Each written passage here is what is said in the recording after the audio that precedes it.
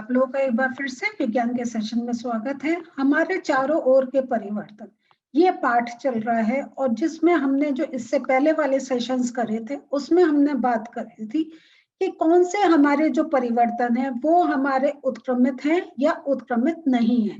इसका अर्थ है कि जिनका हमने पहले जो हमारे पास जो मूल रूप था परिवर्तन हुआ, उस परिवर्तन के बाद वो जो वस्तु है या वो जो एक क्रिया है वो वापस अपने मूल रूप में हो पा रही है या नहीं हो पा रही है, इसका हमने समझा था। और हमने ये देखा था कि ऐसा नहीं है कि सारे परिवर्तन उत्क्रमित हो सकते हैं या ऐसा नहीं है कि सारे परिवर्तन उत्क्रमित नहीं हो सकते हैं। तो हमने ये देखे थे कि कहीं उत्क्रमित हो भी सकते हैं और कुछ उत्क्रमित नहीं भी हो सकते हैं, ये हमने पढ़ लिया। अब जो आज का हमारा टॉपिक है वो है क्या परिवर्तन करने के और तरीके हो सकते हैं। हमने अभी देखा था कि जो परिवर्तन जो हुए थे वो हमने देखा था कि या तो हम कोई चीज हवा देकर फुला रहे हैं, गुब्बारे जैसे का हमने उदाहरण लिया था, या हमने देखा था कि अगर गुब्बारे में पिन हमने कर दी तो वो एक और क्रिया हो गई जो उत्क्रमित नहीं हो सकती है।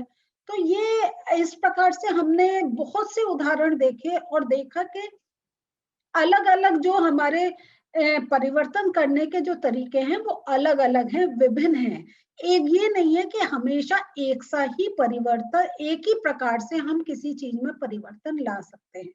कहीं हम किसी को ताप देकर ला सकते हैं, कहीं किसी को सुई चुभा के ला सकते हैं, कहीं किसी को कुछ प्रेशर देकर या काट कर, अलग अलग तरीके से हम परिवर्तन ला सकते हैं। और कौन से कैसे परिवर्तन आ सकते हैं उनको समझने के लिए हम पाठ की तरफ चलते हैं और देखते हैं आगे क्या पाठ में समझाया गया है। तो बच्चों आप लोगों ने बुक खोल ली है? Very good. पेंसिल तैयार रखें क्योंकि इंपॉर्टेंट पॉइंट्स हम मार्क करेंगे। तो अब जो हमारा टॉपिक चल रहा है कि क्या परिवर्तन करने के अन्य तरीके हो सकते हैं, इनको समझने के लिए हम क्या करते हैं कि अभी जो हमारे सामने देखिए ये जो आपका चित्र है इसमें हमारे पास ये कौन से औजार हैं, देखे आपने इनको कभी? ये हमारे पास मिट्टी को खोदने वाले औजार हैं, ठीक है, ये आपने देख लिया। अब इन औजारों में हम ये देखते हैं कि एक तो उसका लोहे का पीस होता है और एक उसका लकड़ी का हत्था होता है। अब ये दोनों कैसे हमारे एक आपस में जुड़ते हैं? ये लकड़ी का हत्था जो है, ये देख रहे हैं आप, ये वाला, ये लकड़ी का हत्था है और ये लोहे के इसमें, ये किस प्रकार ये एक उसमें फिक्स हो पाता है कि हम उसका काम कर सकते हैं। क्योंकि खाली अगर हमारे पास ये पीस रहेगा, ये देखिए, अगर हमारे पास ये पीस रहेगा तो हम उससे काम कर सकते हैं? नहीं ना, हमें उसमें कोई हैंडल लगाना होगा। तो ये हम लकड़ी का किस प्रकार लगाते हैं इसको हम थोड़ा सा समझते हैं। तो इसमें क्या होता है, ये जो हमारा जो औजार बनाने का होता है, तो यहाँ जरा सा आपको चित्र देखकर समझना होगा। ये देखिए, ये आप देख रहे हैं,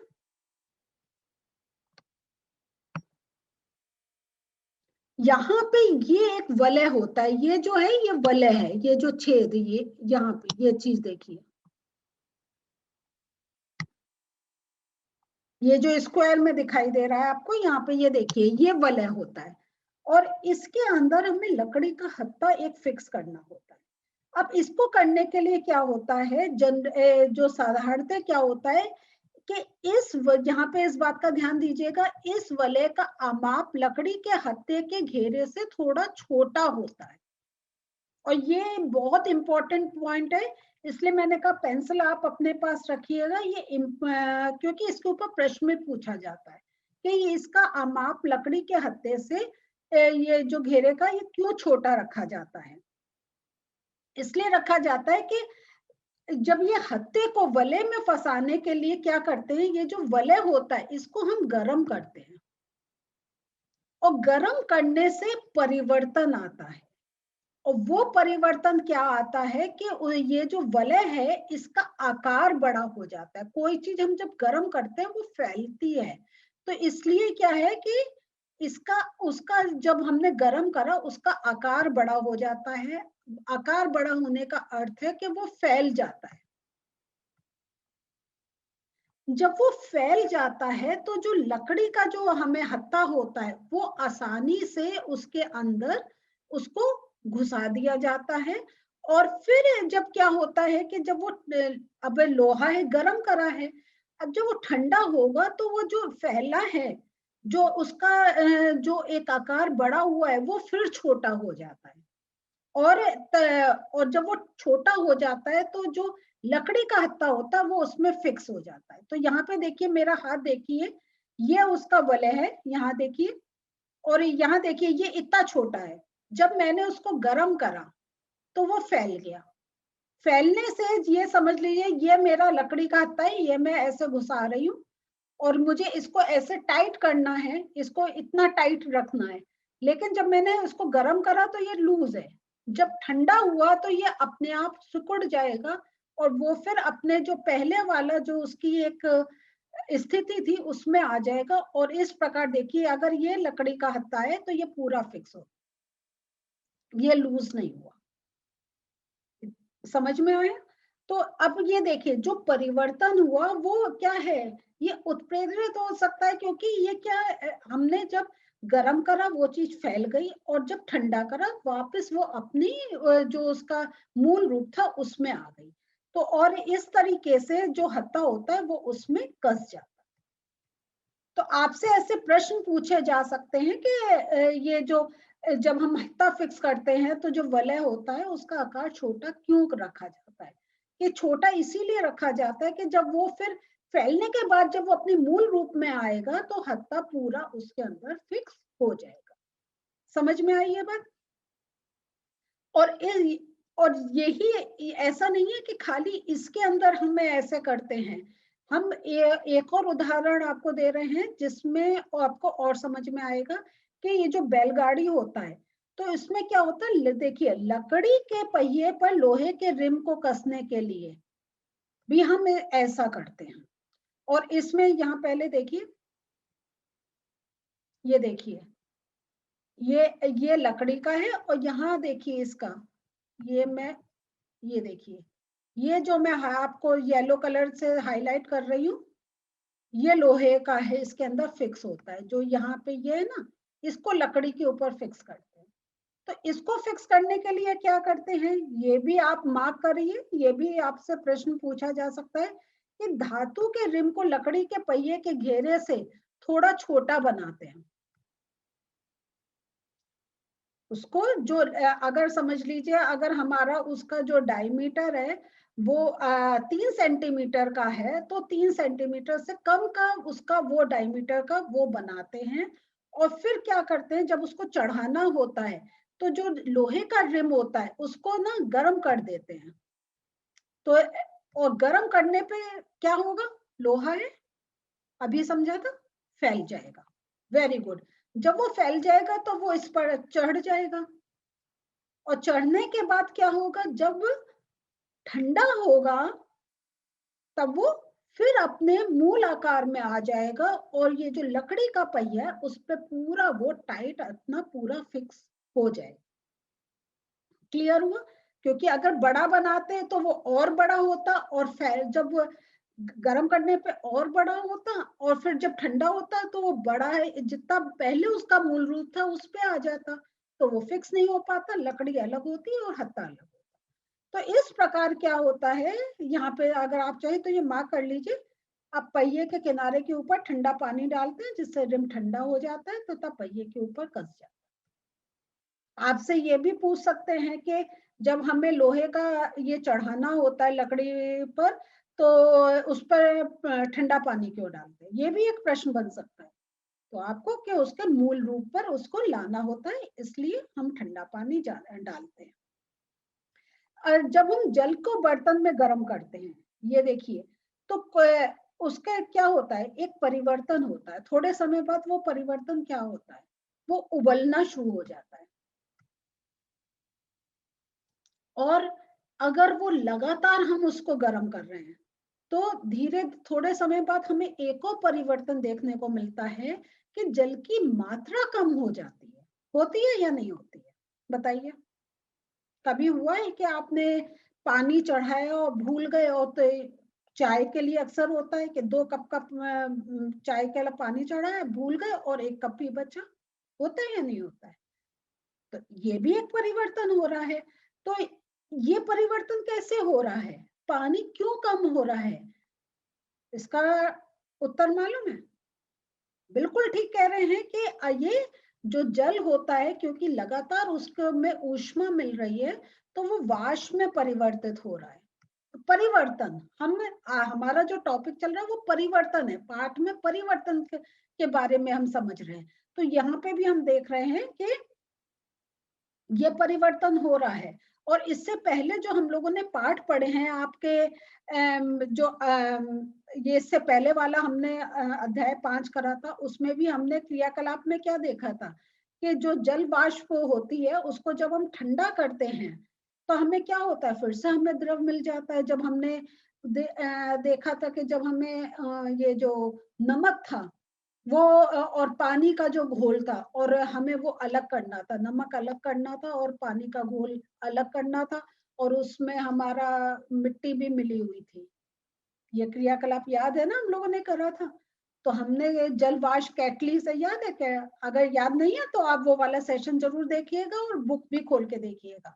तो उसमें जब जल वाष्प को ठंडा करते हैं, जिसको हमने करा था कंडेंसेशन, जो हमने प्रोसेस समझा था, तो उसमें जो भाप होती है वो फिर परिवर्तित हो जाती है जल में।